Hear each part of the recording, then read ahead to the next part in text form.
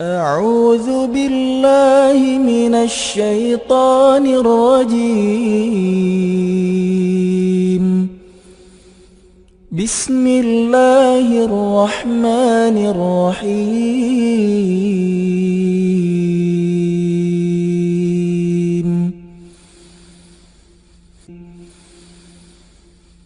ياسين والقرآن الحكيم إنك لمن المرسلين على صراط مستقيم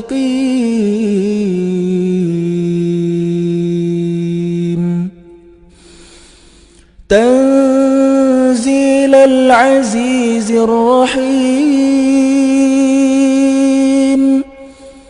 لتنذر قوما ما أنذر آباؤهم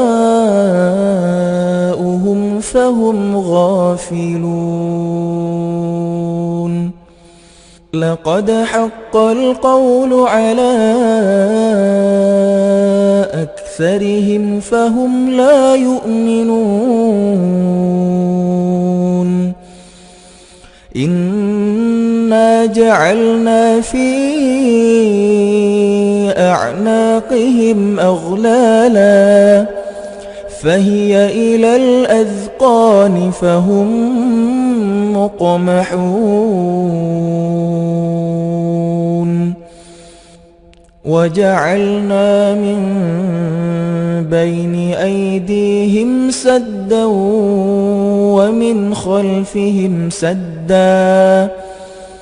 ومن خلفهم سدا فأغشيناهم فهم لا يبصرون وسواء عليهم أأنذرتهم أم لم تنذرهم لا يؤمنون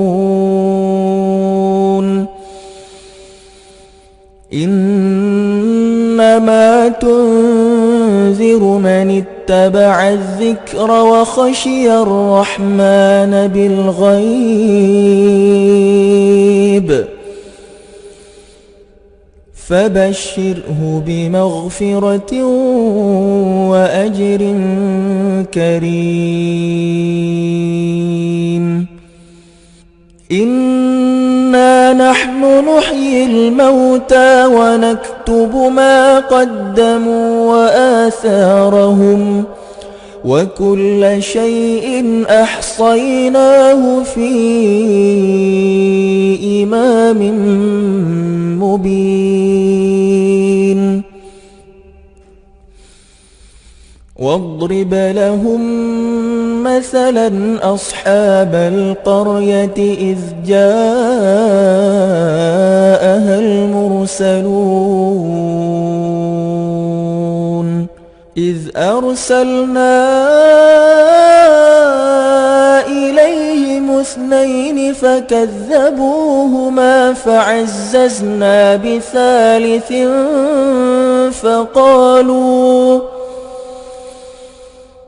فقالوا إنا إليكم مرسلون قالوا ما أنتم إلا بشر مثلنا وما أنزل الرحمن من شيء إن أنتم إلا تكذبون قالوا ربنا يعلم إنا إليكم لمرسلون وما علينا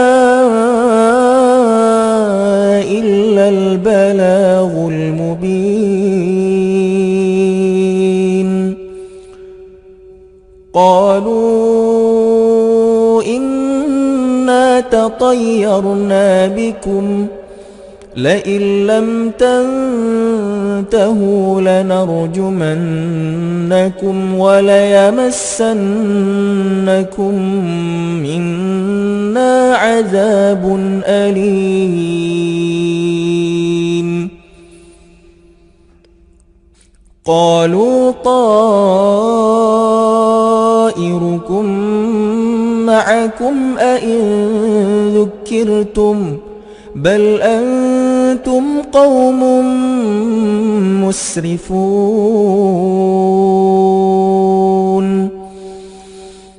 وجاء من أقصى المدينة رجل يسعى قال يا قوم اتبعوا المرسلين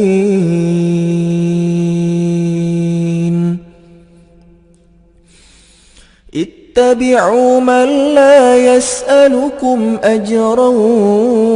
وهم مهتدون. وما لي لا أعبد الذي فطرني وإليه ترجعون. أأتخذ من دونه آلهة إن يردني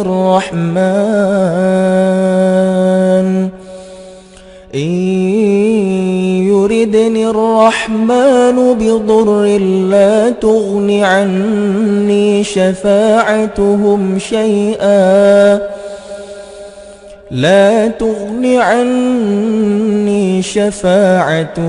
شيئا ولا ينقذون. إني إذا لفي ضلال مبين. إني آمنت بربكم فاسمعون. قيل ادخل الجنة قال يا ليت قومي يعلمون. بما غفر لي ربي وجعلني من المكرمين. وما أنزلنا على قومه من بعده من جند من السماء وما كنا منزلين. إن كانت إلا صيحة واحدة فإذا هم خامدون. يا حسرة على العباد ما يأتيهم من رسول إلا كانوا به يستهزئون.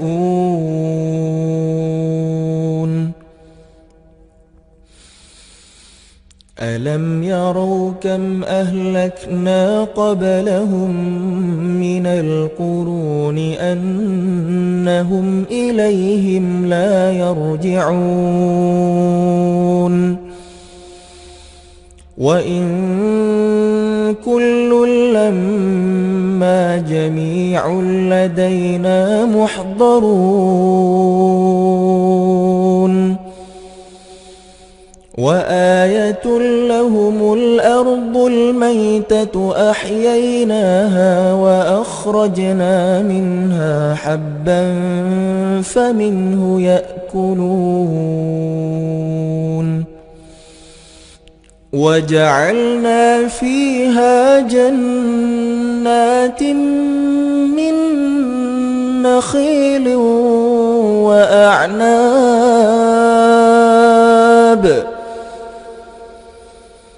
وأعناب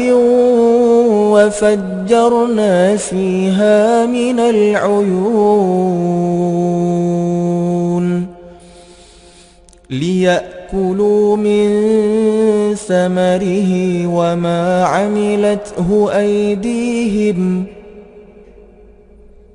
أفلا يشكرون سبحان الذي خلق الأزواج كلها مما تنبت الأرض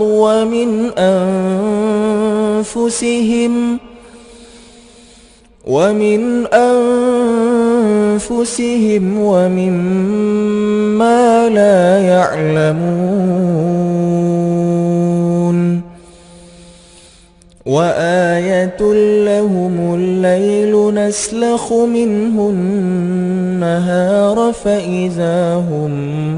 مظلمون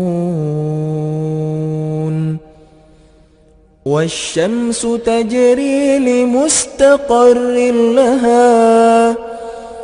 ذلك تقدير العزيز العليم والقمر قدرناه منازل حتى عاد كالعرجون القديم لا الشمس ينبغي لها أن تدرك القمر ولا الليل سابق النهار وكل في فلك يسبحون وآية لهم أنا حملنا ذريتهم في الفلك المشحون وخلقنا لهم من مثله ما يركبون وإن نشأ نغرقهم فلا صريخ لهم ولا هم ينقذون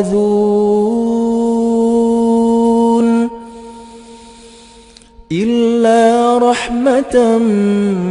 منا ومتاعا إلى حين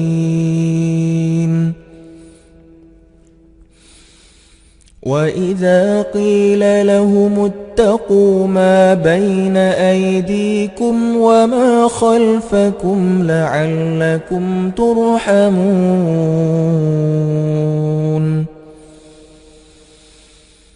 وما تأتيهم من آية من آيات ربهم إلا كانوا عنها معرضين وإذا قيل لهم أنفقوا مما رزقكم الله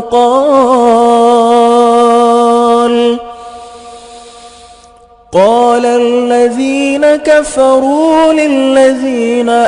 آمنوا أنطعم من لو يشاء الله أطعمه إن أنتم إلا في ضلال مبين ويقولون متى هذا الوعد إن كنتم صادقين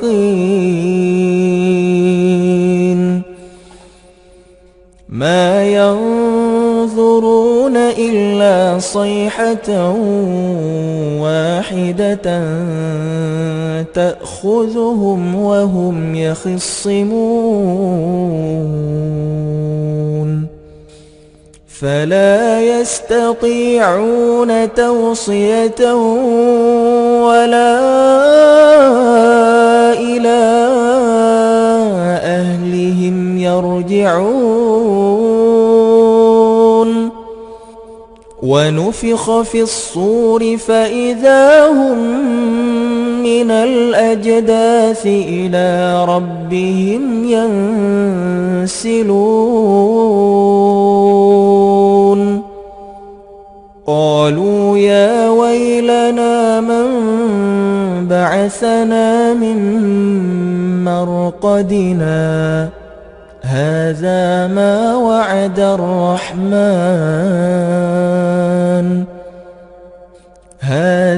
ما وعد الرحمن وصدق المرسلون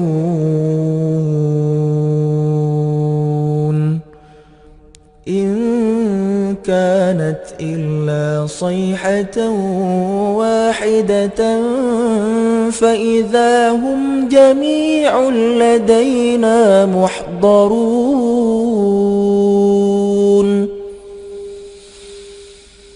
فاليوم لا تظلم نفس شيئا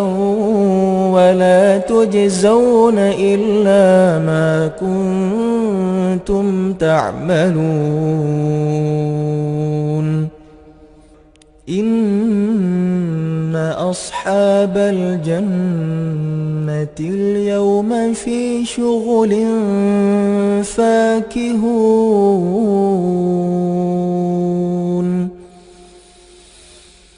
هم وأزواجهم في ظلال على الأرائك متكئون لهم فيها فاكهة ولهم ما يدعون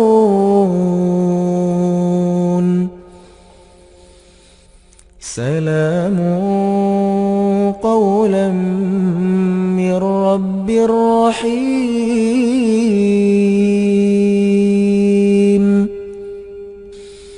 وامتازوا اليوم أيها المجرمون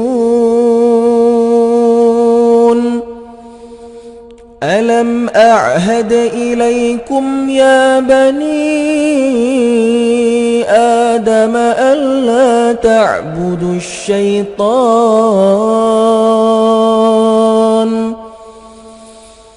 إنه لكم عدو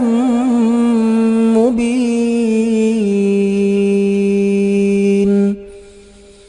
وأن اعبدوني هذا صراط مستقيم ولقد أضل منكم جبلا كثيرا أفلم تكونوا تعقلون هذه جهنم التي كنتم توعدون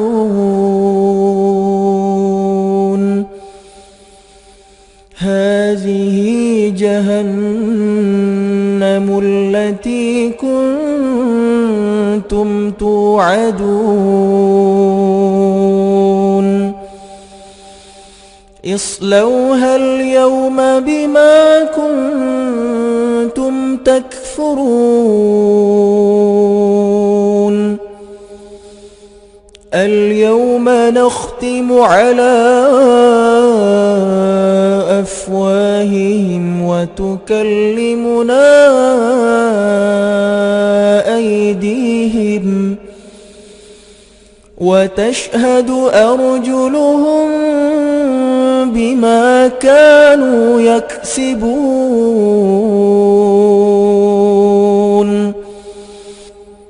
ولو نشاء لطمسنا على أعينهم فاستبقوا الصراط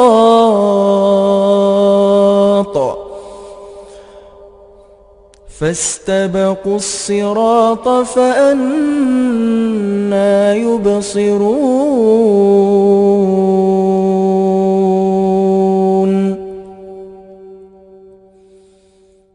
ولو نشاء لمسخناهم على مكانتهم فما استطاعوا مضيا ولا يرجعون ومن نعمره ننكسه في الخلق أفلا يعقلون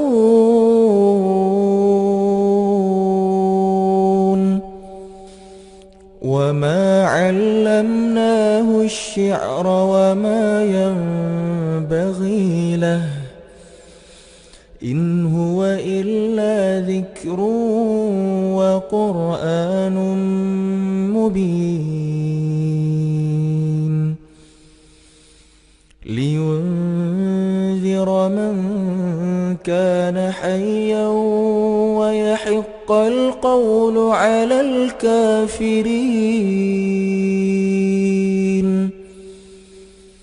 أولم يروا أنا خلقنا لهم مما عملت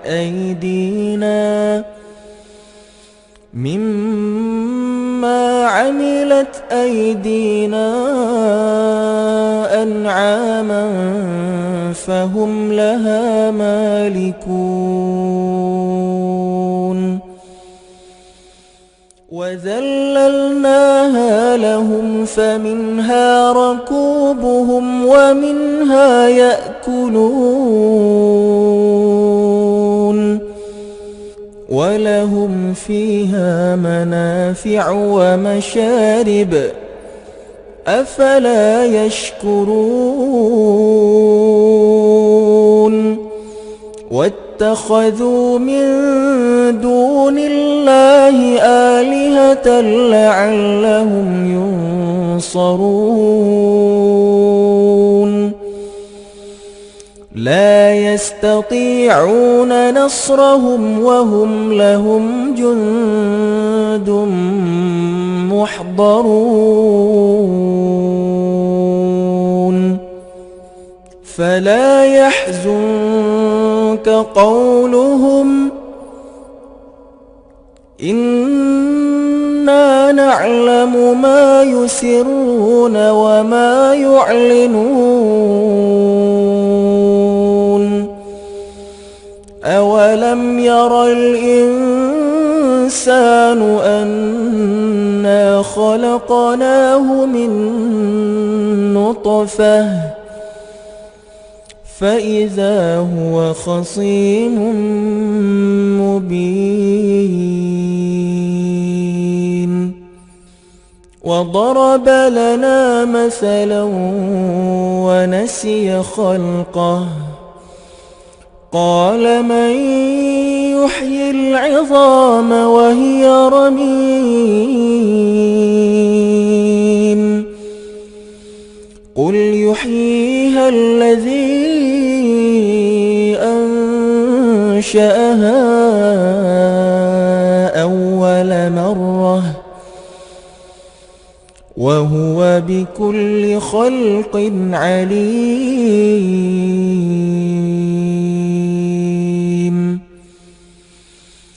الذي جعل لكم من الشجر الأخضر نارا فإذا أنتم منه توقدون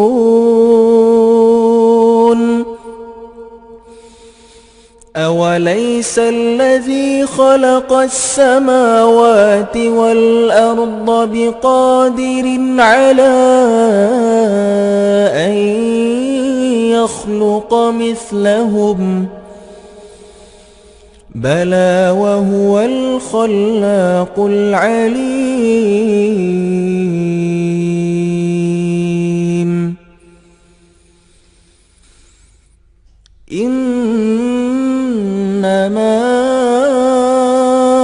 أمره إذا أراد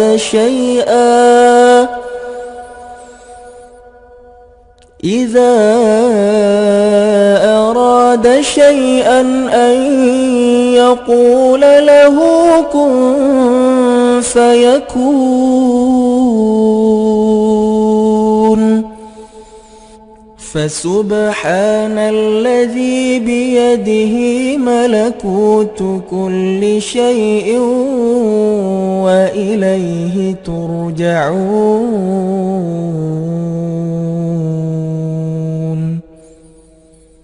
صدق الله العظيم.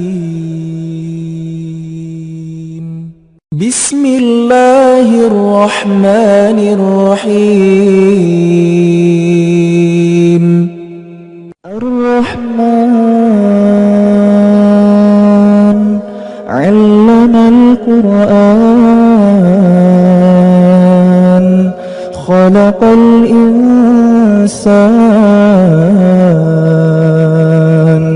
علمه البيان.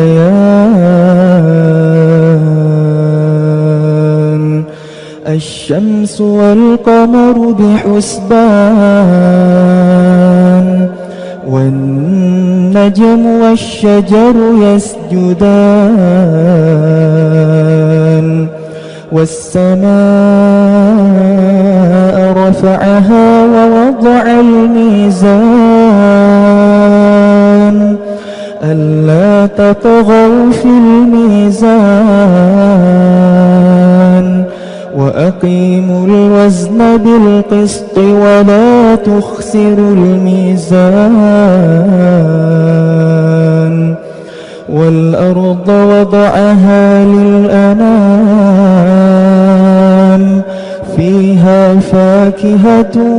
والنخل ذات الأكمام والحب ذو العصف والريحان. فبأي آلاء ربكما تكذبان. خلق الإنسان من صلصال كالفخار وخلق الجن من مارج من نار. فبأي آلاء ربكما تكذبان. رب المشرقين ورب المغربين. فبأي آلاء ربكما تكذبان. مرج البحرين يلتقيان بينهما برزخ لا يبغيان. فبأي آلاء ربكما تكذبان. يخرج منهما اللؤلؤ والمرجان. فبأي آلاء ربكما تكذبان.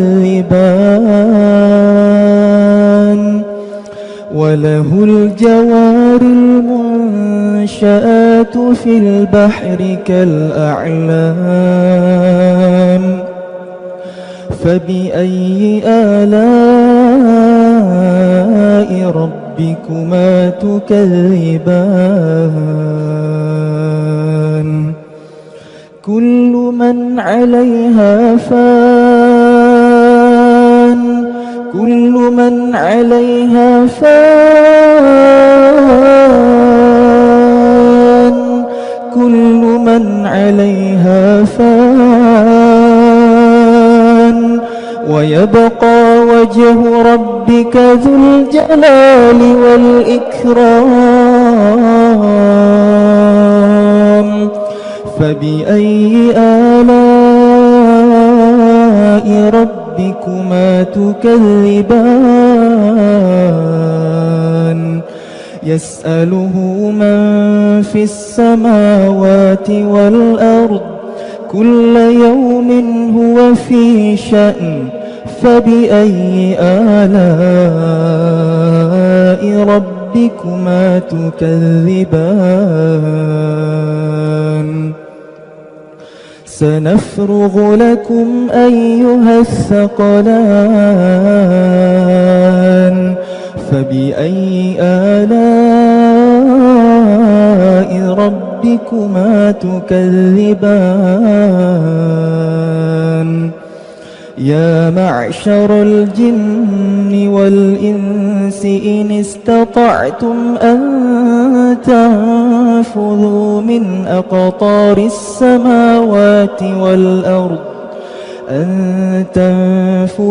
من أقطار السماوات والأرض فانفذوا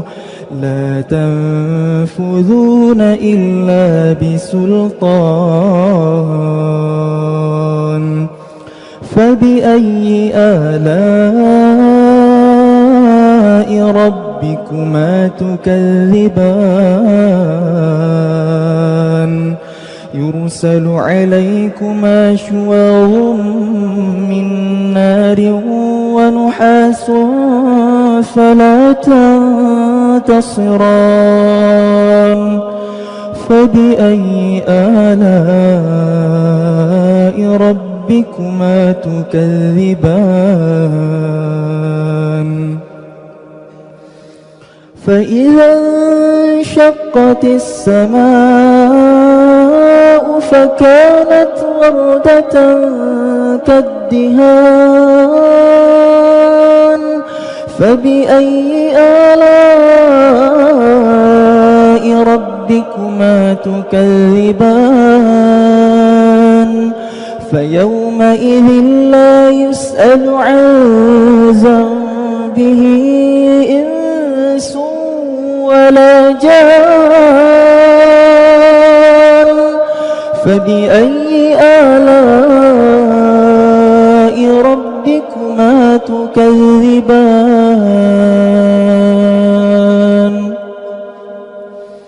يعرف المجرمون بسيماهم فيؤخذ بالنواصي والأقدام فبأي آلاء ربكما تكذبان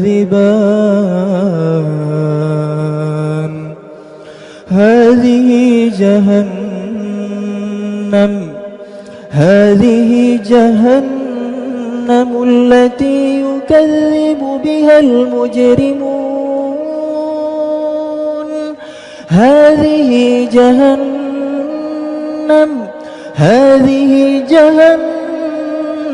التي يكذب بها المجرمون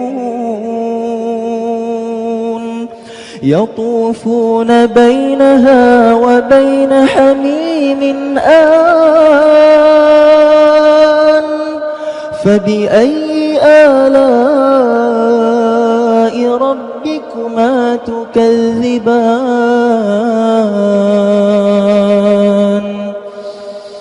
ولمن خاف مقام ربه جنتان فبأي آلاء ربكما تكذبان ذواتا أفنان فبأي آلاء ربكما تكذبان فيهما عينان تجريان فبأي آلاء ربكما تكذبان فيهما من كل فاكهة زوجان المرجان فبأي آلاء ربكما تكذبان متكئين على فرش بطائنها من استبرق وجنى الجنتين دان فبأي آلاء ربكما تكذبان فيهن قاصرات الطرف لم يطمثهن إنس قبلهم ولا جان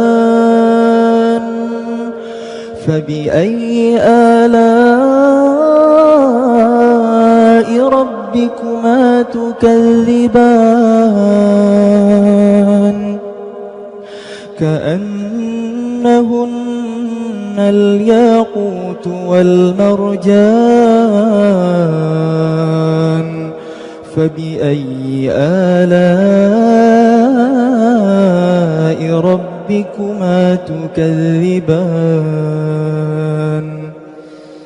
هل جزاء الإحسان إلا الإحسان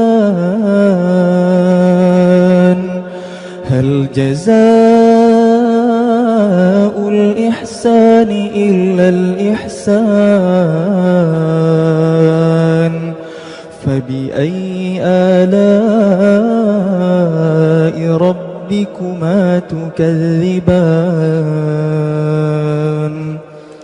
ومن دونهما جنتان فبأي آلاء ربكما تكذبان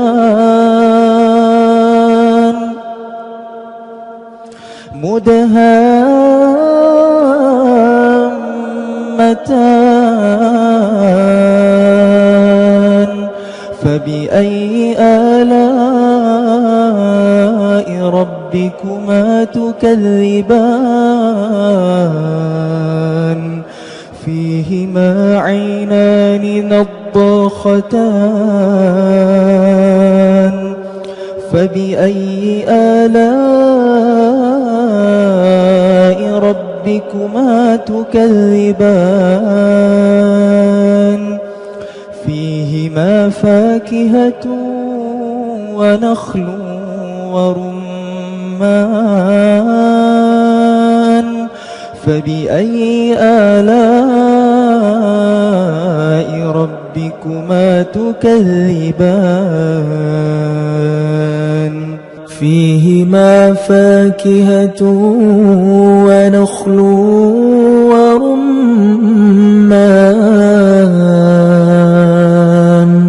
فبأي آلاء ربكما تكذبان حور مقصورات في الخيام فبأي آلاء ربكما تكذبان لم يطمثهن إنس قبلهم ولا جان فبأي آلاء ربكما تكذبان متكئين على رفرف خضر وعبقري حسان فبأي آلاء ربكما تكذبان تبارك اسم ربك ذي الجلال والإكرام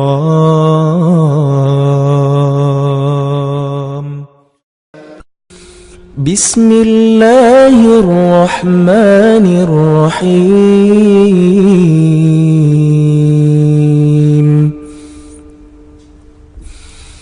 عما يتساءلون عن النبأ العظيم الذي هم فيه مختلفون كلا سيعلمون ثم كلا سيعلمون ألم نجعل الأرض مهادا والجبال أوتادا وخلقناكم أزواجا وجعلنا نومكم سباتا وجعلنا الليل لباسا وجعلنا النهار معاشا وبنينا فوقكم سبعا شدادا وجعلنا سراجا وهاجا وأنزلنا من المعصرات ماء ثجاجا لنخرج به حبا ونباتا وجنات ألفافا إن يوم الفصل كان ميقاتا يوم ينفخ في الصور فتأتون أفواجا وفتحت السماء فكانت أبوابا وسيرت الجبال فكانت سرابا إن جهنم كانت مرصادا للطاغين مآبا لابثين فيها أحقابا لا يذوقون فيها بردا ولا شرابا إلا حميما وغساقا جزاء وفاقا إنهم كانوا لا يرجون حسابا وكذبوا بآياتنا كذابا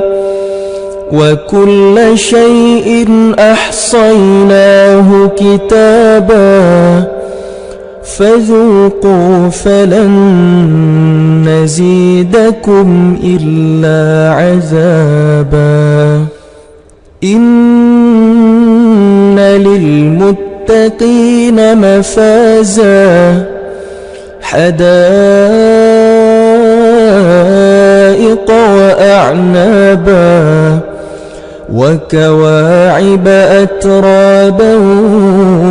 وكأسا دهاقا لا يسمعون فيها لغوا ولا كذابا جزاء من ربك عطاء حسابا رب السماوات والأرض وما بينهما الرحمن لا يملكون منه خطابا يوم يقوم الروح والملائكة صفا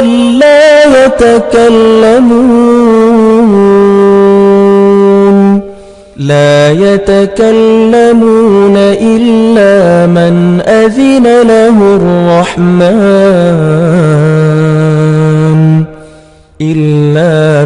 أذن له الرحمن وقال صوابا. ذلك اليوم الحق، فمن شاء اتخذ إلى ربه مآبا. إنا أنذرناكم عذابا قريبا يوم ينظر المرء ما قدمت يداه ويقول الكافر يا ليتني كنت ترابا. بسم الله الرحمن الرحيم. إذا وقعت الواقعة ليس لوقعتها كاذبة خافضة رافعة. إذا رجت الأرض رجا وبست الجبال بسا فكانت هباء منبثا. وكنتم أزواجا ثلاثة فأصحاب الميمنة ما أصحاب الميمنة وأصحاب المشأمة ما أصحاب المشأمة. والسابقون السابقون أولئك المقربون في جنات النعيم. ثلة من الأولين وقليل من الآخرين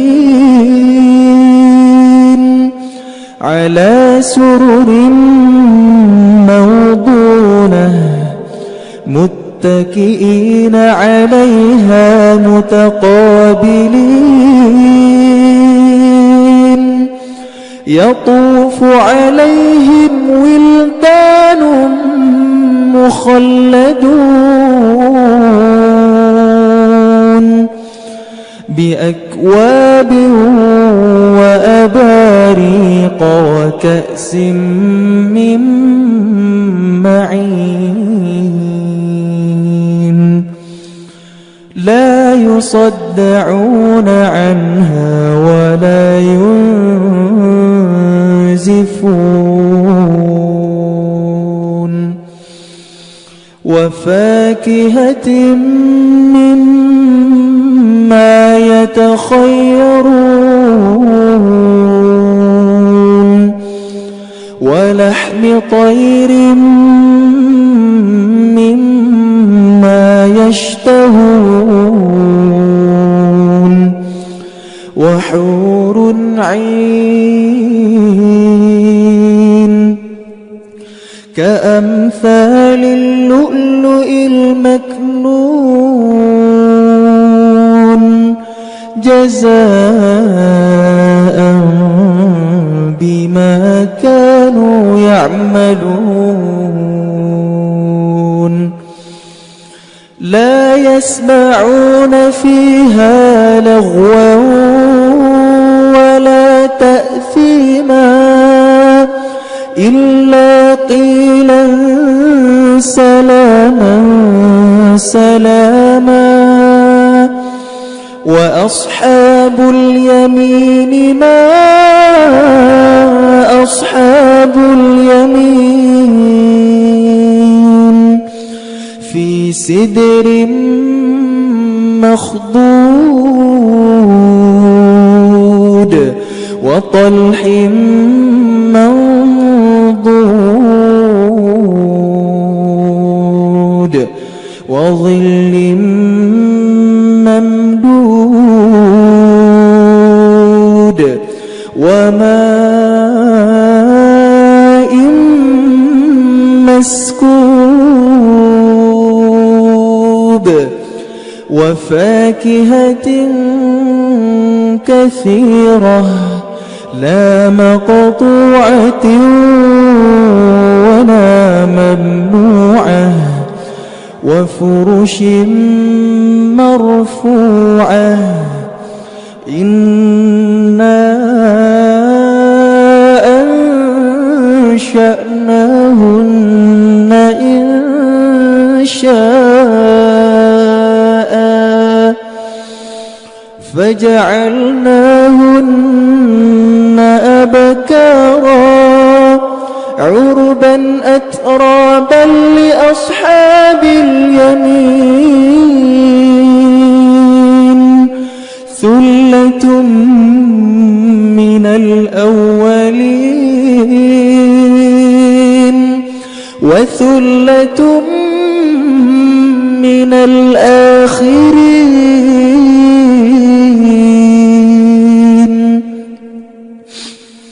وأصحاب الشمال ما أصحاب الشمال في سموم وحميم وظل من يحموم لا بارد ولا كريم إنهم كانوا قبل ذلك مترفين وكانوا يصرون على الحنث العظيم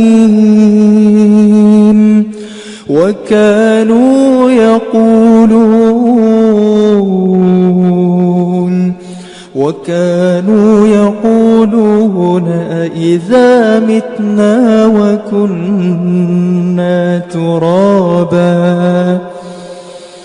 وكنا ترابا وعظاما أإنا لمبعوثون أوآباؤنا الأولون قل إن الأولين والآخرين قل إن الأولين والآخرين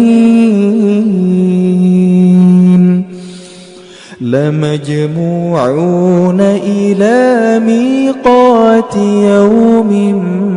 معلوم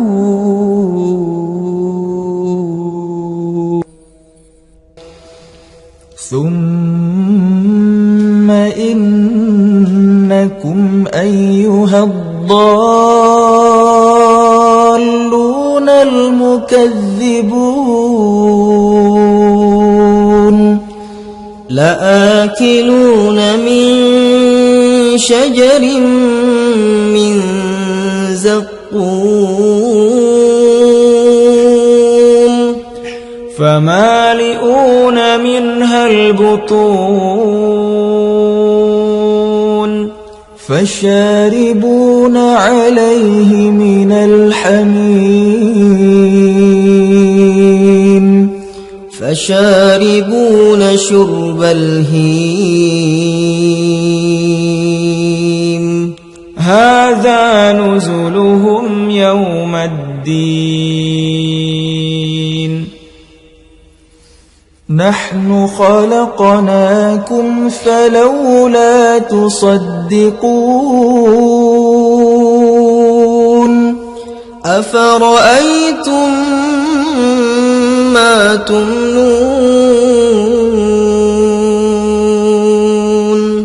أأنتم تخلقونه أم نحن الخالقون نحن قدرنا بينكم الموت وما نحن بمسبوقين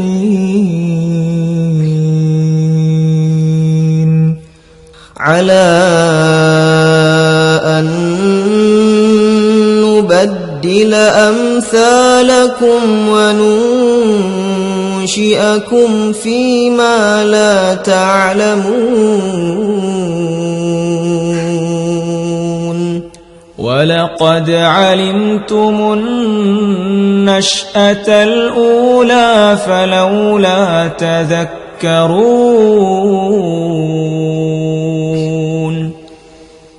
أفرأيتم ما تحرثون أأنتم تزرعونه أم نحن الزارعون لو نشاء لجعلناه حطاما فظلتم تفكهون إنا لمغرمون بل نحن محرومون أفرأيتم الماء الذي تشربون أأنتم أنزلتموه من المزن أم نحن المنزلون لو نشاء جعلناه أجاجا فلولا تشكرون أفرأيتم النار التي تورون أأنتم أنشأتم شجرتها أم نحن المنشئون نحن جعلناها تذكرة ومتاعا للمقوين فسبح باسم ربك العظيم فلا أقسم بمواقع النجوم وإنه لقسم لو تعلمون عظيم إنه لقرآن كريم في كتاب مكنون لا يمسه إلا المطهرون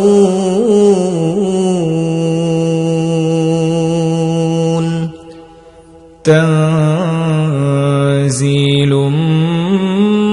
من رب العالمين.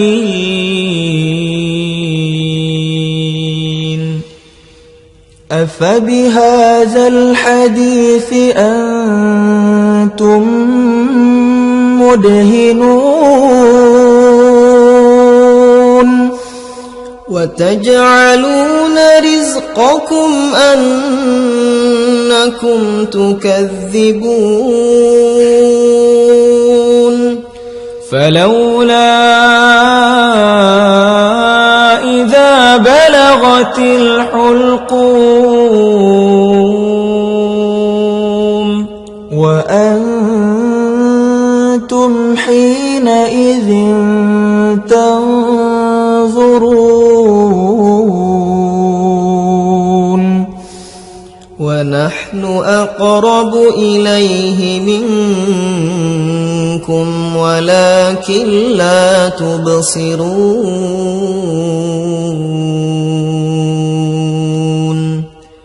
فلولا إن كنتم غير مدينين ترجعونها إن كنتم صادقين فأما إن كان من المقربين فروح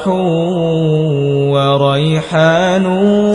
وجنة نعيم.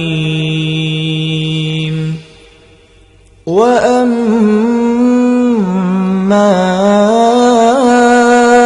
إن كان من أصحاب اليمين فسلام لك من أصحاب اليمين وأما إن كان من المكذبين الضالين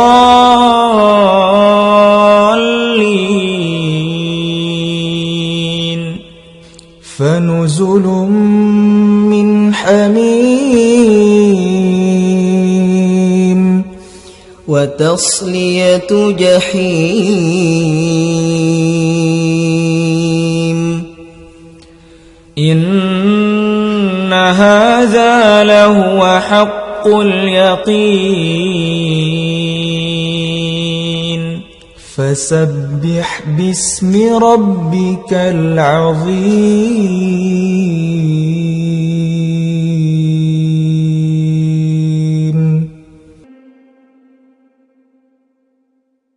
بسم الله الرحمن الرحيم. تبارك الذي بيده الملك وهو على كل شيء قدير. الذي خلق الموت والحياة ليبلوكم أيكم أحسن عملا وهو العزيز الغفور.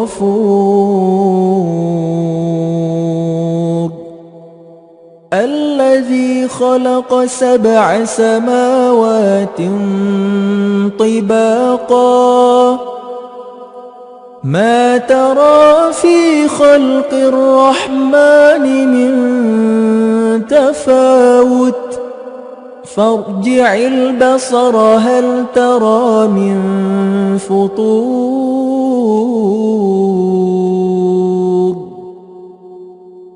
ثم ارجع البصر كرتين ينقلب إليك البصر خاسئا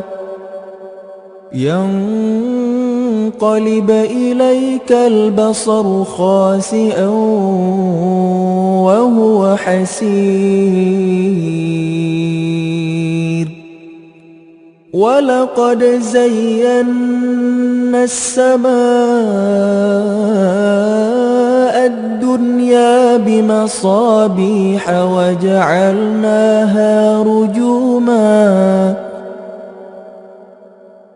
وجعلناها رجوما للشياطين وأعتدنا لهم عذاب السعير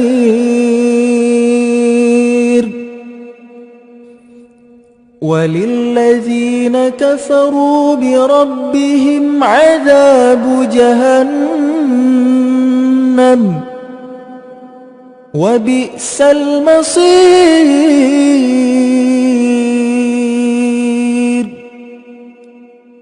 إذا ألقوا فيها سمعوا لها شهيقا وهي تفور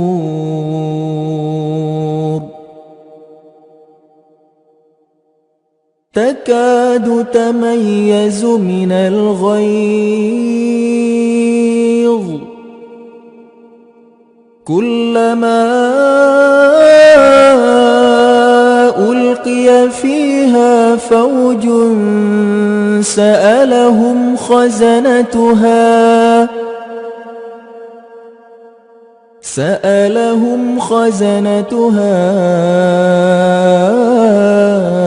ألم يأتكم نذير قالوا بلى قد جاءنا نذير فكذبنا وقلنا ما نزل الله من شيء إن أنتم إلا في ضلال كبير وقالوا لو كنا نسمع أو نعقل ما كنا في أصحاب السعير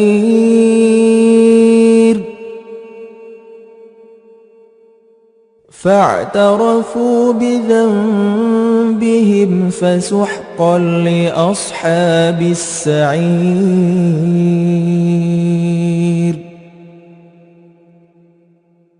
إن الذين يخشون ربهم بالغيب لهم مغفرة وأجر كبير وأسروا قولكم أو اجهروا به إنه عليم بذات الصدور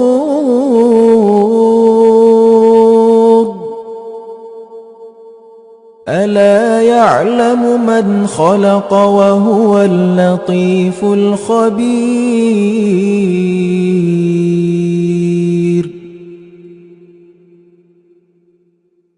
هو الذي جعل لكم الأرض ذلولا فامشوا في مناكبها وكلوا من رزقه وإليه النشور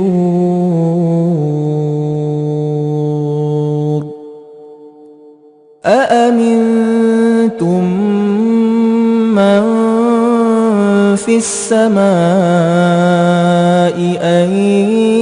يخسف بكم الأرض فإذا هي تمور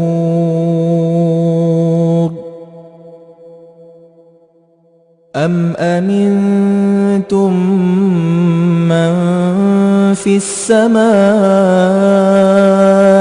أن يرسل يرسل عليكم حاصبا فستعلمون كيف نذير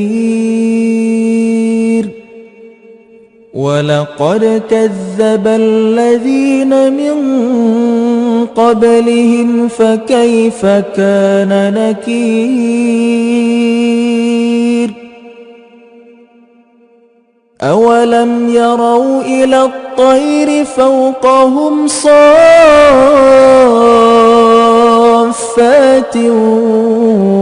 ويقبضن ما يمسكهن إلا الرحمن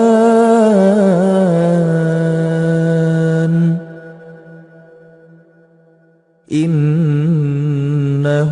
بكل شيء بصير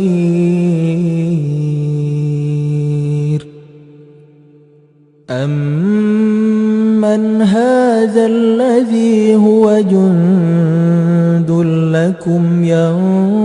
ينصركم من دون الرحمن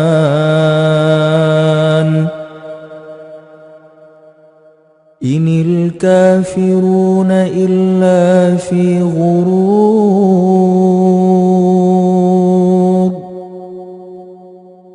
أمن هذا الذي يرزقكم إن أمسك رزقه بل لجوا في عتو ونفور أفمن يمشي مكبا على وجهه أهدى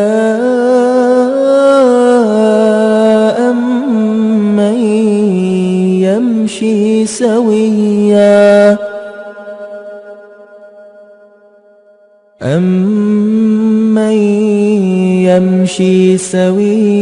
على صراط مستقيم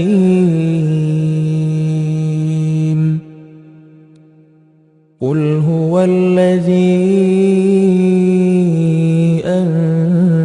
أنشأكم وجعل لكم السمع والأبصار والأفئدة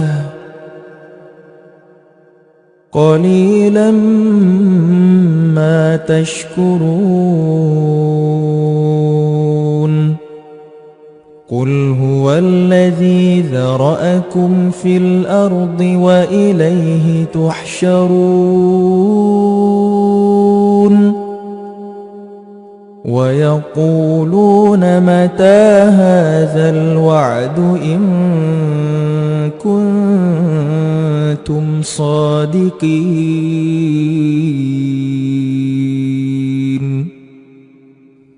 قل إنما العلم عند الله وإنما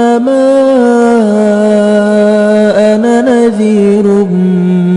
مبين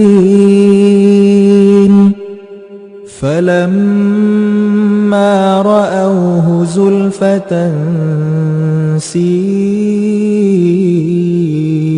وجوه الذين كفروا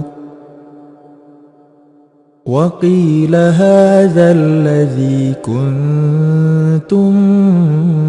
به تدعون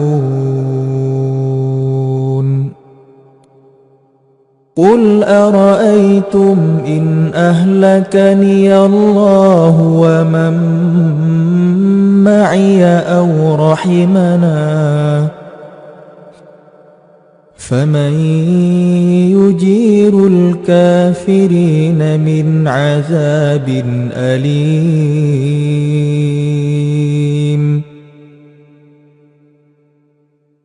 قل هو الرحمن آمنا به وعليه توكلنا فستعلمون من هو في ضلال مبين قل أرأيتم إن أصبح ماؤكم غورا فمن يأتيكم بماء معين.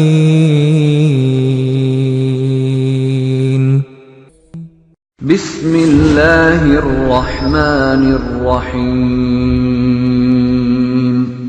ألف لام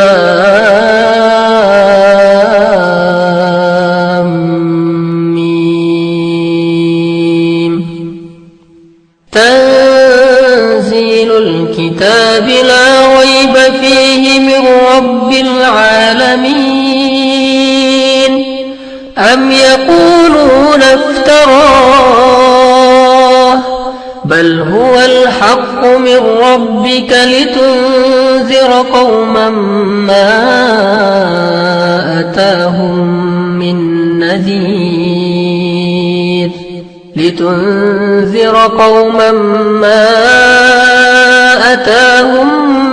نذير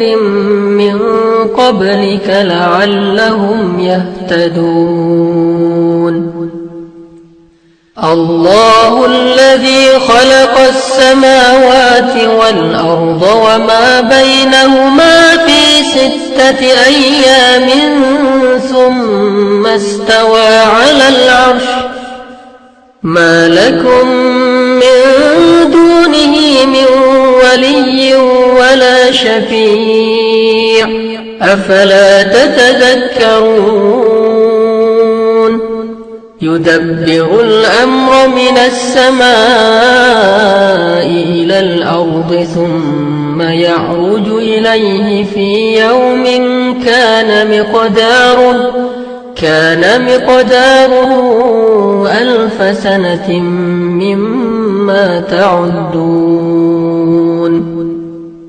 ذلك عالم الغيب والشهادة العزيز الرحيم الذي أحسن كل شيء خلقه وبدأ خلق الإنسان من طين ثم جعل نسله من سلالة من ماء مهين ثم سواه ونفخ فيه من روحه وجعل لكم السمع والأبصار والأفئدة قليلا ما تشكرون. وقالوا أإذا ضللنا في الأرض أإنا لفي خلق جديد بل هم بلقاء ربهم كافرون. قل يتوفاكم ملك الموت الذي وكل بكم ثم إلى ربكم ترجعون. ولو ترى إذ المجرمون ناكسوا رؤوسهم عند ربهم ربنا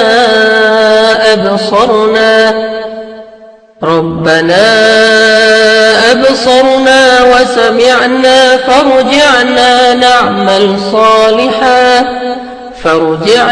نعمل صالحا إنا موقنون. ولو شئنا لآتينا كل نفس هداها ولكن حق القول مني لأملأن جهنم من الجنة والناس أجمعين. فذوقوا بما نسيتم لقاء يومكم هذا إنا نسيناكم وذوقوا عذاب الخلد بما كنتم تعملون. إنما يؤمن بآياتنا الذين إذا ذكروا بها خروا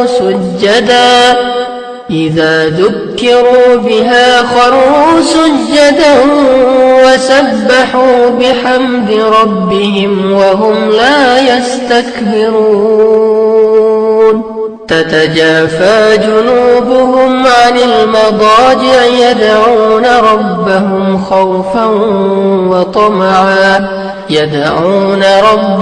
خوفا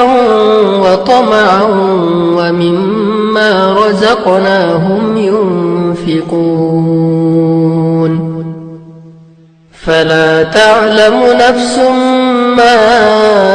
أخفي لهم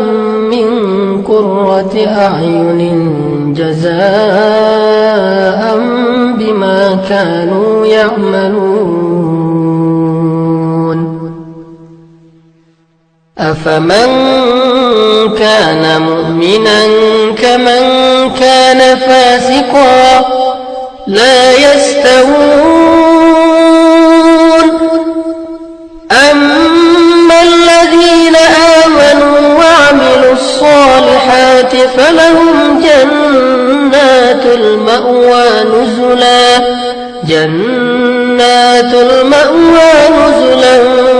بما كانوا يعملون وأما الذين فسقوا فمأواهم النار كلما أرادوا أن يخرجوا منها أعيدوا فيها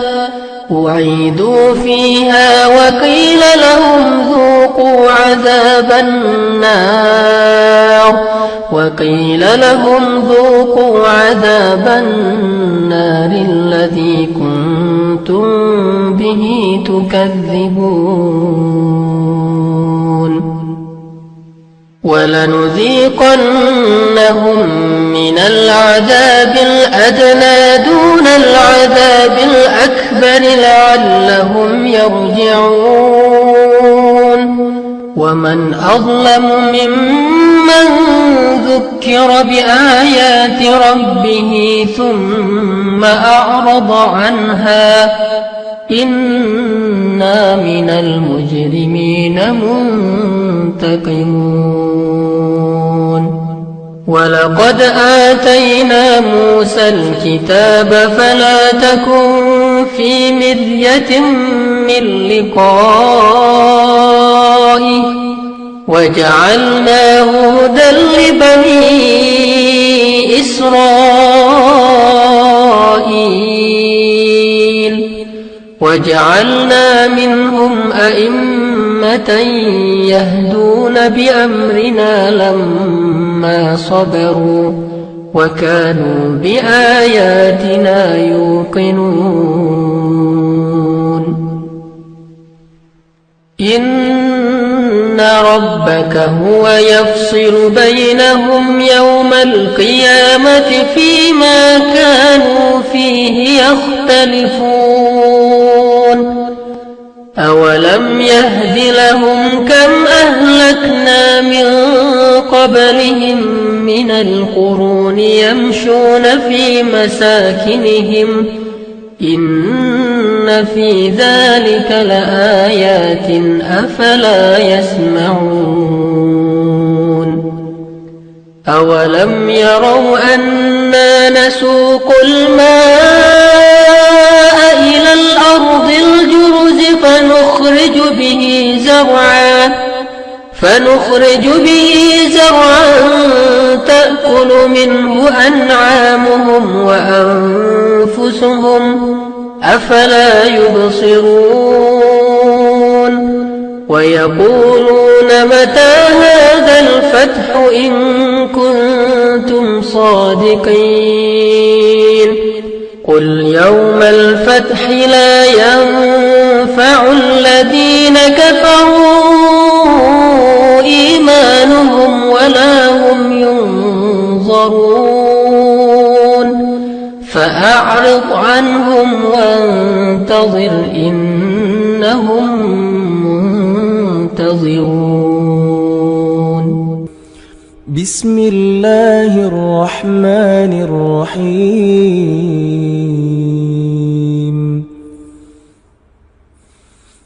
الحمد لله الذي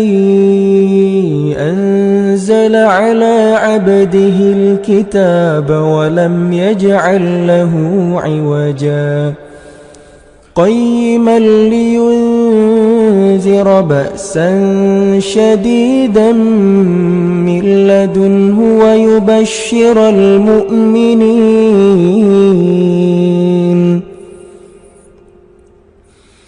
ويبشر المؤمنين الذين يعملون الصالحات أن لهم أجرا حسنا ماكثين فيه أبدا وينذر الذين قالوا اتخذ الله ولدا ما لهم به من علم ولا لآبائهم كبرت كلمة تخرج من أفواههم إن يقولون إلا كذبا فلعلك باخع نفسك على آثارهم إن لم يؤمنوا بهذا الحديث أسفا إنا جعلنا ما على الأرض زينة لها لنبلوهم أيهم أحسن عملا وإنا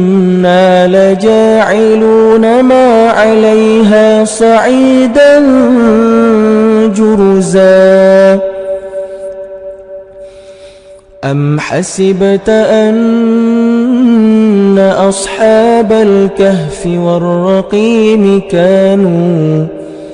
كانوا من آياتنا عجبا إذ أوى الفتية إلى الكهف فقالوا ربنا آتنا من لدنك رحمة وهيئ لنا من أمرنا رشدا فضربنا على آذانهم في الكهف سنين عددا ثم بعثناهم لنعلم أي الحزبين أحصى لما لبثوا أمدا نحن نقص عليك نبأهم بالحق إنهم فتية آمنوا بربهم وزدناهم هدى وربطنا على قلوبهم إذ قاموا فقالوا ربنا رب السماوات والأرض لن ندعو من دونه إلها لقد قلنا إذا شططا هؤلاء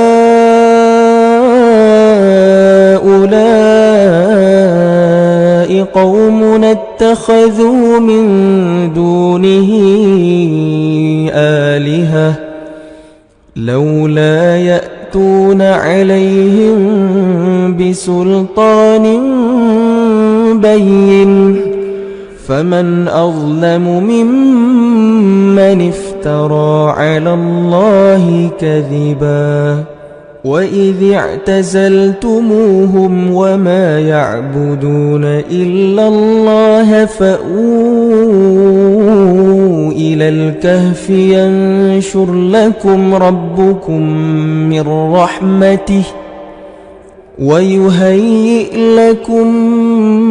من أمركم مرفقا وترى الشمس إذا طلعت تزاور عن كهفهم ذات اليمين وإذا غربت تقرضهم ذات الشمال وهم في فجوة منه ذلك من آيات الله من يهد الله فهو المهتد ومن يضلل فلن تجد له وليا مرشدا وتحسبهم أيقاظا وهم رقود ونقلبهم ذات اليمين وذات الشمال وكلبهم باسط ذراعيه بالوصيد لو اطلعت عليهم لوليت منهم فرارا ولملئت منهم رعبا وكذلك بعثناهم ليتساءلوا بينهم قال قائل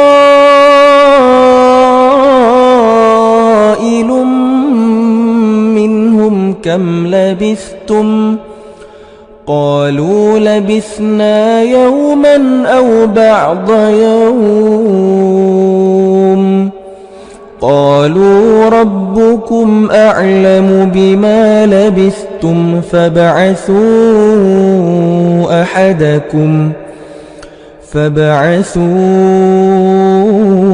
أحدكم بورقكم هذه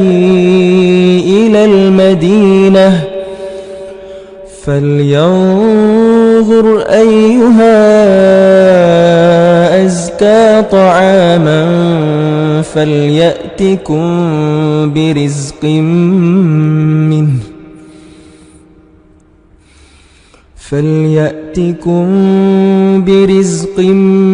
منه وليتلطف ولا يشعرن بكم أحدا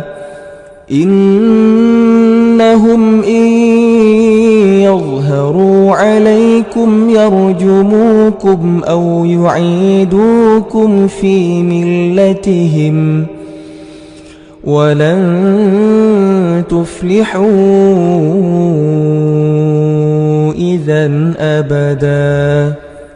وكذلك أعثرنا عليهم ليعلموا أن وعد الله حق وأن الساعة لا ريب فيها إذ يتنازعون بينهم أمرهم فقالوا ابنوا عليهم بنيانا ربهم أعلم بهم قال الذين غلبوا على أمرهم لنتخذن عليهم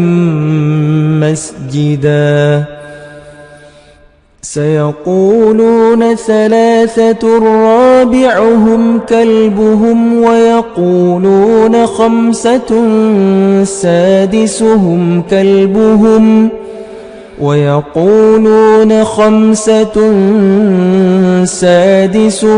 كلبهم رجما بالغيب ويقولون 7 وثامنهم كلبهم قل ربي أعلم بعدتهم ما يعلمهم إلا قليل فلا تمار فيهم إلا مراء ظاهرا ولا تستفت فيهم منهم أحدا ولا تقولن لشيء إني فاعل ذلك غدا إلا أن يشاء الله واذكر ربك إذا نسيت وقل عسى أن يهديني ربي لأقرب من هذا رشدا ولبثوا في كهفهم 300 سنين وازدادوا 9 قل الله أعلم بما لبثوا له غيب السماوات والأرض أبصر به وأسمع ما لهم من دونه من ولي ولا يشرك في حكمه أحدا واتل ما أوحي إليك من كتاب ربك لا مبدل لكلماته ولن تجد من دونه ملتحدا واصبر نفسك مع الذين يدعون ربهم بالغداة والعشي يريدون وجهه ولا تعد عيناك عنهم تريد زينة الحياة الدنيا ولا تطع من أغفلنا قلبه عن ذكرنا واتبع هواه وكان أمره فرطا وقل الحق من ربكم فمن شاء فليؤمن ومن شاء فليكفر إنا أعتدنا للظالمين نارا أحاط بهم سرادقها وإن يستغيثوا يغاثوا بماء كالمهل يشوي الوجوه بئس الشراب وساءت مرتفقا إن الذين آمنوا وعملوا الصالحات إنا لا نضيع أجر من أحسن عملا أولئك لهم جنات عدن تجري من تحتهم الأنهار يحلون فيها من أساور من ذهب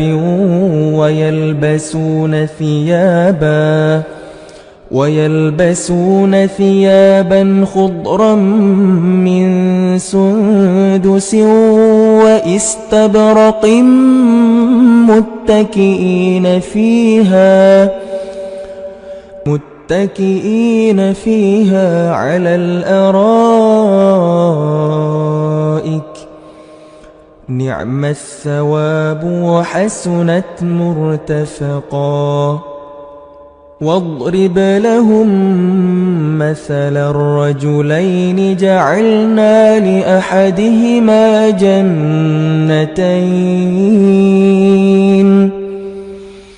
جنتين من أعناب وحففناهما بنخل وجعلنا بينهما زرعا كلتا الجنتين آتت أكلها ولم تظلم منه شيئا وفجرنا خلالهما نهرا وكان له ثمر فقال لصاحبه وهو يحاوره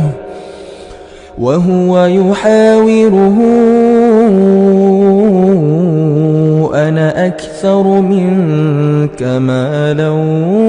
وأعز نفرا ودخل جنته وهو ظالم لنفسه قال ما أظن أن تبيد هذه أبدا وما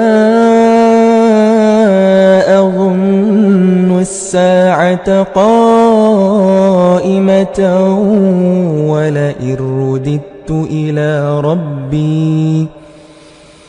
ولئن رددت إلى ربي لأجدن خيرا منها منقلبا قال له صاحبه وهو يحاوره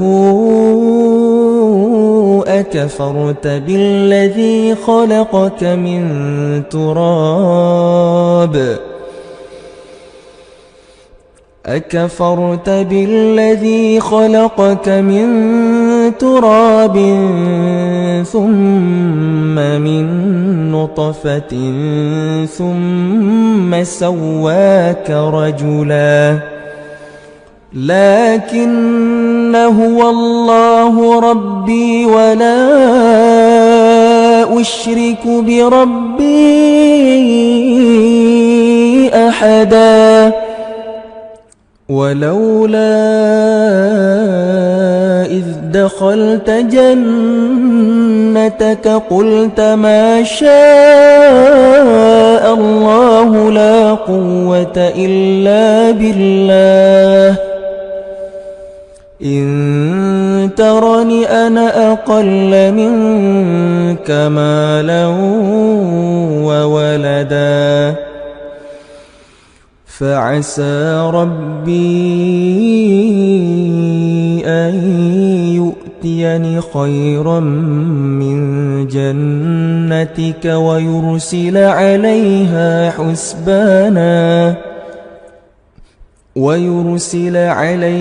حسبانا من السماء فتصبح صعيدا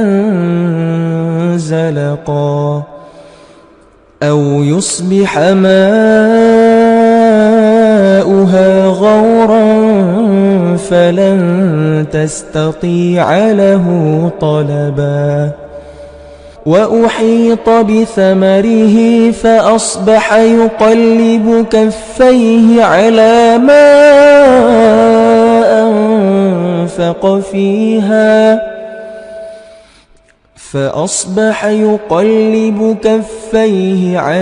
ما أنفق فيها وهي خاوية على عروشها ويقول يا ليتني لم أشرك بربي أحدا ولم تكن له فئة ينصرونه من دون الله وما كان منتصرا هنالك الولاية لله الحق هو خير ثوابا وخير عقبا واضرب لهم مثل الحياة الدنيا كماء إن أنزلناه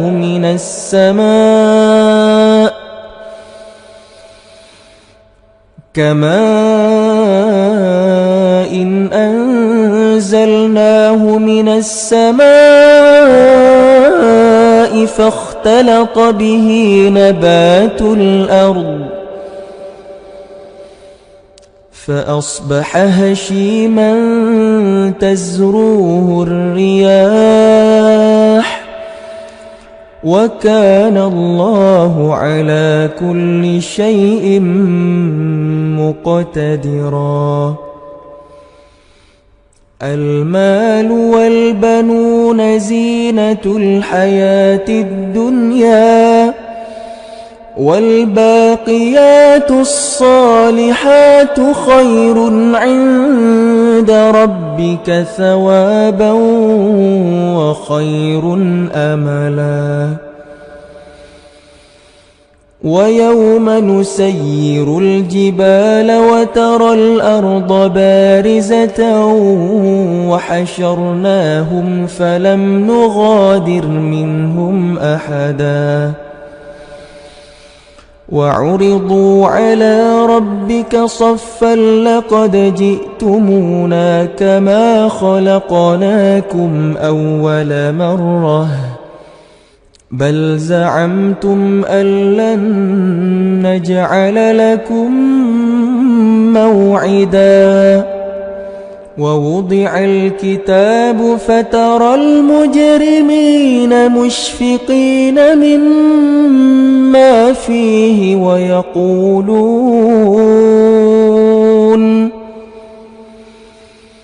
ويقولون يا ويلتنا ما لهذا الكتاب لا يغادر صغيرة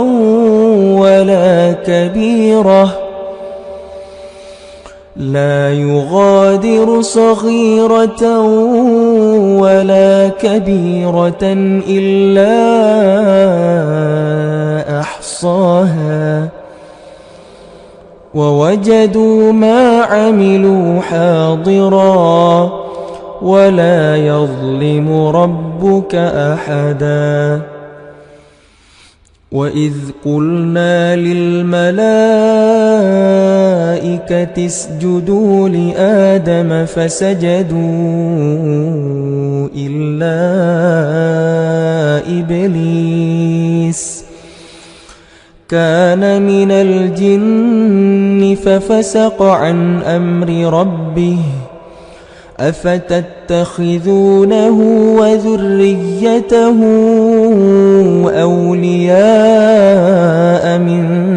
دوني وهم لكم عدو بئس للظالمين بدلا. ما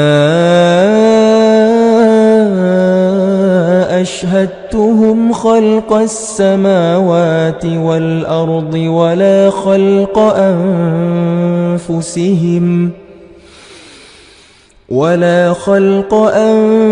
أنفسهم وما كنت متخذ المضلين عضدا. ويوم يقول نادوا شركائي الذين زعمتم فدعوهم فلم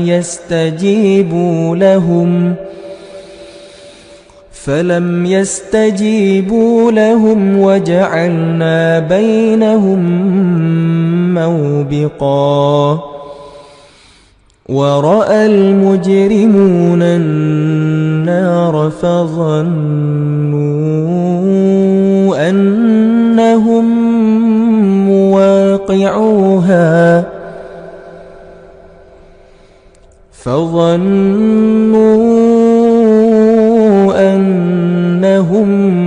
مواقعوها ولم يجدوا عنها مصرفا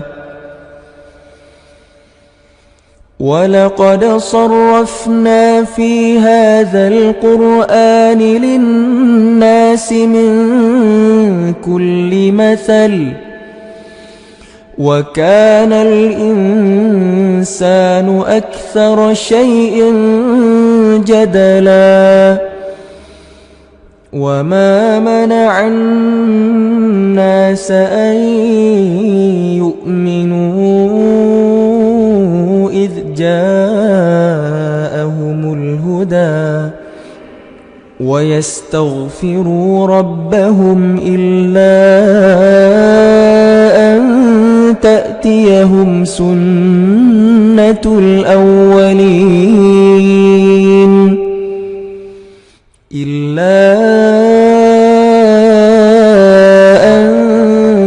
تأتيهم سنة الأولين أو يأتيهم العذاب قبلا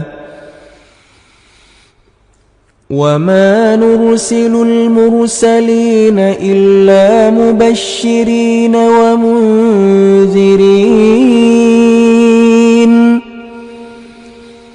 ويجادل الذين كفروا بالباطل ليدحضوا به الحق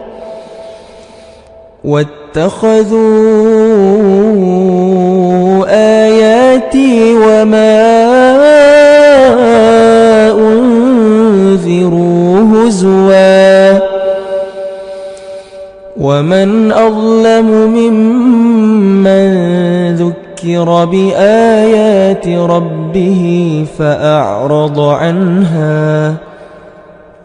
فأعرض عنها ونسي ما قدمت يداه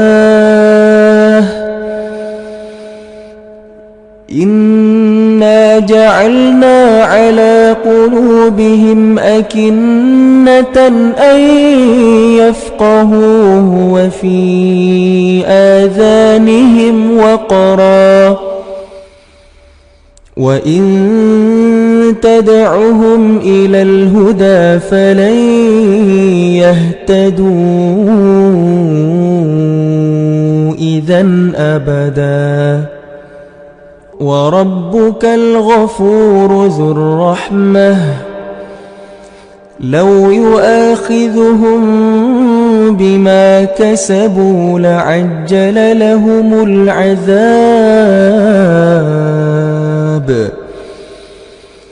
بل لهم موعد لن يجدوا من دونه موئلا وتلك القرى أهلكناهم لما ظلموا وجعلنا لمهلكهم موعدا وإذ قال موسى لفتاه لا أبرح حتى أبلغ مجمع البحرين أو أمضي حقبا فلما بلغا مجمع بينهما نسيا حوتهما فاتخذ سبيله في البحر سربا فلما جاوزا قال لفتاه آتنا غداءنا لقد لقينا من سفرنا هذا نصبا قال أرأيت إذ أوينا إلى الصخرة فإني نسيت الحوت وما أنسانيه إلا الشيطان أن أذكره واتخذ سبيله في البحر عجبا قال ذلك ما كنا نبغ فارتدا على عليهما قصصا فوجدا عبدا من عبادنا آتيناه رحمة من عندنا وعلمناه من لدنا علما قال له موسى هل أتبعك على أن تعلمني مما علمت رشدا قال إنك لن تستطيع معي صبرا وكيف تصبر على ما لم تحط به خبرا قال ستجدني إن شاء الله صابرا ولا أعصي لك أمرا قال فإن اتبعتني فلا تسألني عن شيء حتى أحدث لك منه ذكرا فانطلقا حتى إذا ركبا في السفينة خرقها قال أخرقتها لتغرق أهلها لقد جئت شيئا إمرا قال ألم أقل إنك لن تستطيع معي صبرا قال لا تؤاخذني بما نسيت ولا ترهقني من أمري عسرا فانطلقا حتى إذا لقيا غلاما فقتله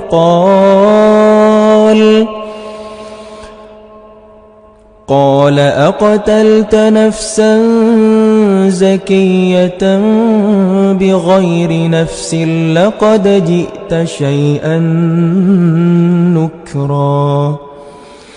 قال ألم أقل لك إنك لن تستطيع معي صبرا قال إن سألتك عن شيء بعدها فلا تصاحبني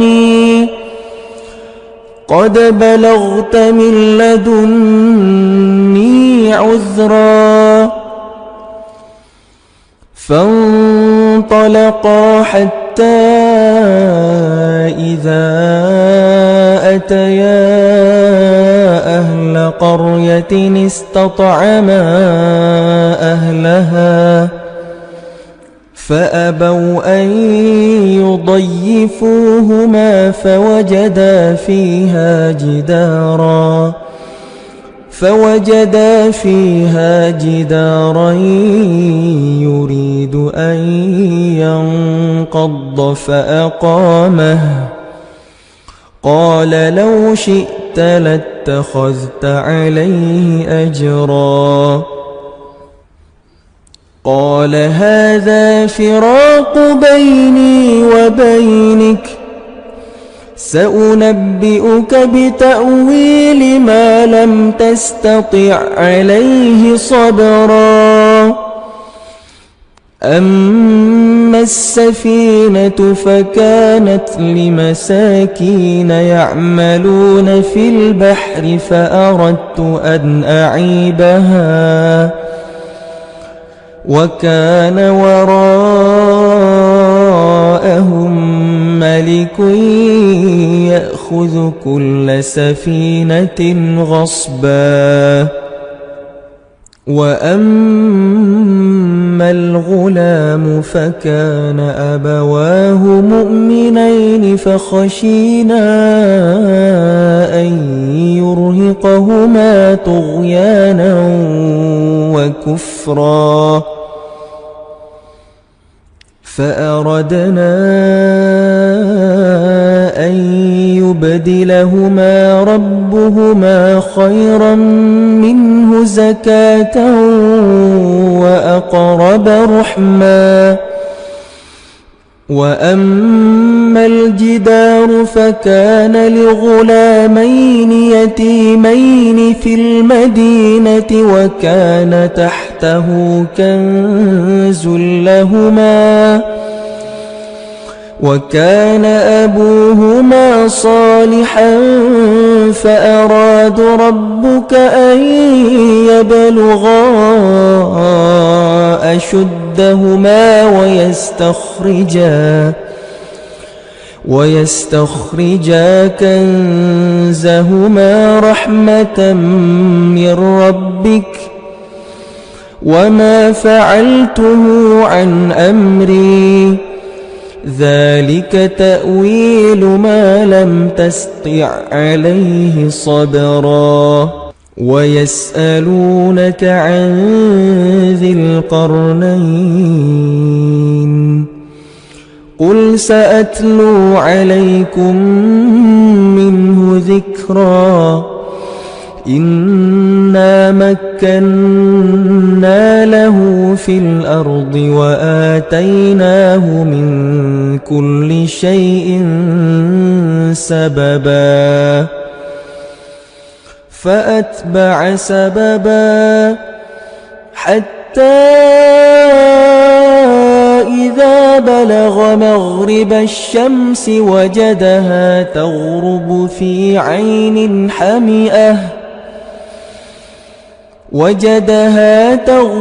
في عين حمئة ووجد عندها قوما قلنا يا ذا القرنين إما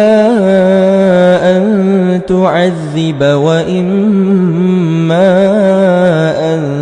تتخذ فيهم حسنا قال أما من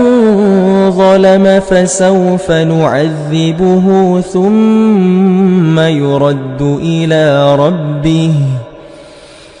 ثم يرد إلى ربه فيعذبه عذابا نكرا وأما من آمن وعمل صالحا فله جزاء الحسنى وسنقول له من أمرنا يسرا ثم أتبع سببا حتى إذا بلغ مطلع الشمس وجدها تطلع على قوم لم نجعل لهم من دونها سترا كذلك وقد أحطنا بما لديه خبرا ثم أتبع سببا حتى إذا بلغ بين السدين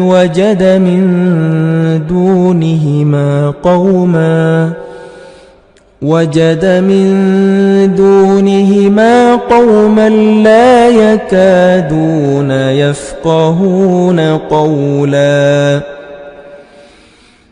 قالوا يا ذا القرنين إن يأجوج ومأجوج مفسدون في الأرض فهل نجعل لك خرجا على أن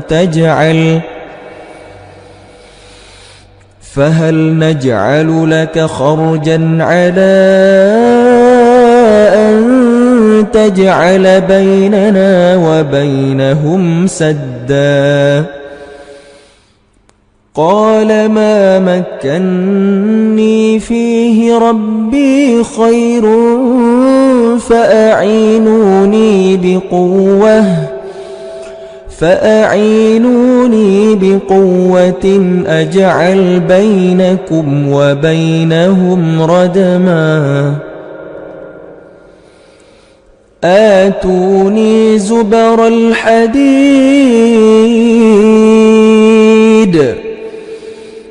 حتى إذا ساوى بين الصدفين قال انفخوا حتى إذا جعله نارا قال آتوني أفرغ عليه قطرا. فما استطاعوا أن يظهروه وما استطاعوا له نقبا. قال هذا رحمة من ربي فإذا جاء وعد ربي جعله دكاء وكان وعد ربي حقا. وتركنا بعضهم يومئذ يموج في بعض ونفخ في الصور فجمعناهم جمعا. وعرضنا جهنم يومئذ للكافرين عرضا. الذين كانت أعينهم في غطاء عن ذكري وكانوا لا يستطيعون سمعا. أفحسب الذين كفروا أن يتخذوا عبادي من دوني أولياء إنا أعتدنا جهنم للكافرين نزلا. قل هل ننبئكم بالأخسرين أعمالا الذين ضل سعيهم في الحياة الدنيا وهم يحسبون أنهم يحسنون صنعا. أولئك الذين كفروا بآيات ربهم ولقائه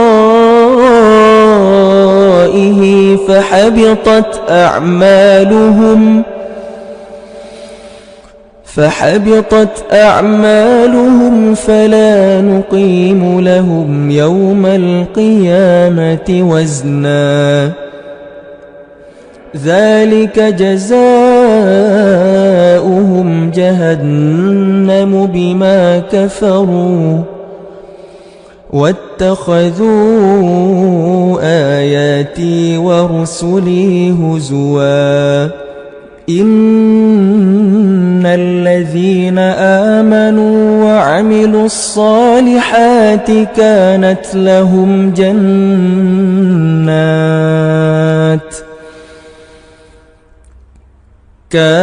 لهم جنات الفردوس نزلا خالدين فيها لا يبغون عنها حولا. قل لو كان البحر مدادا لكلمات ربي لنفد البحر قبل أن تنفد كلمات ربي ولو جئنا بمثله مددا قل إنما أنا بشر مثلكم يوحى إلي أنما إلهكم إله واحد فمن كان يرجو لقاء ربه فليعمل عملا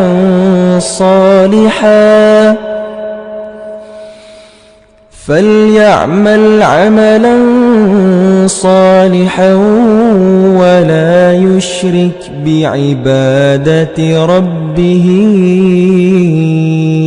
أحدا صدق الله العظيم.